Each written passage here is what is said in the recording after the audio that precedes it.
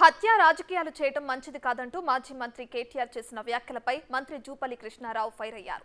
నిజాలు తెలుసుకోకుండా రాజకీయ లబ్ధి కోసం కేటీఆర్ మాట్లాడడం బాధాకరమంటూ జూపల్లి కౌంటర్ ఇచ్చారు.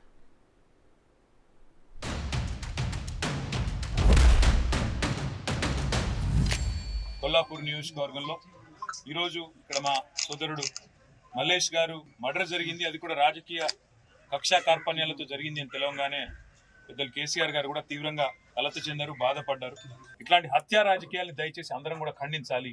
ప్రజాస్వామ్యంలో ఈ సంస్కృతి మంచిది కాదు. అంటే రాజకీయాల్లో గెలుపులు ఓటములు, ఒకరు గెలవచ్చు ఒకరు ఓడొచ్చు, కార్యకర్తలను ఇందులో సమిధలుగా చేసే ఏదైతే ఈ సంస్కృతి ఉందో ఇది మంచిది కాదు. నేను ఇక్కడ ఉండే మంత్రి గారికి జూపల్లి కృష్ణారావు గారు కూడా చెప్తా ఉన్నా, కాంగ్రెస్ ప్రభుత్వానికి కూడా చెప్తా ఉన్నా, ఇది మంచిది కాదు. ఎందుకంటే తెలంగాణలో ఇది ఇదివరకు ఎన్నడూ లేదు. మేము కూడా గతంలో 10 ఏళ్ళు ప్రభుత్వంలో ఉన్నాం. మరి 10 ఏళ్లలో ఏ ఒక్క కాంగ్రెస్ కార్యకర్త మీద కానీ కాంగ్రెస్ నాయకుడి మీద కానీ ఇట్లాంటి భౌతిక దాడులకు ఎన్నడూ కూడా మేము తెగబడలేదు, ఎన్నడూ కూడా ఇట్లాంటి సంస్కృతిని ప్రోత్సహించలేదు.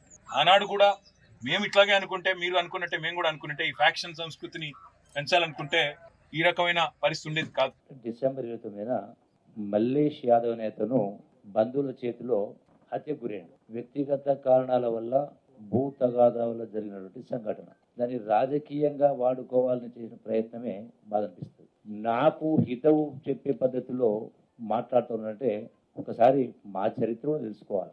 కాంగ్రెస్ పార్టీ హత్యా రాజకీయాలను ప్రోత్సహించే సమస్యలే లేదు. అసలు ఇది ఎందుకు వచ్చింది పరిస్థితి? కేటీ రామారావు గారు గమనించాలి. మీకు ఈ సమాచారం ఇచ్చింది ఎవరు, మీరు తీసుకెళ్ళింది ఎవరు అంటే మాజీ శాసనసభ్యుడు, చాలా గొప్పోడు. అంటే అమ్ముడు పోయినోడు, 5 లక్షలకు 26 కోట్లు తీసుకున్నోడు, గ్రీన్ ట్రిబ్యునల్లో పాలమూరు కేసు వేసి పార్టీ మారినాక దాన్ని విత్డ్రా చేసుకున్నాడు. ఇంకోటి ఏంటి ఫామ్ హౌస్.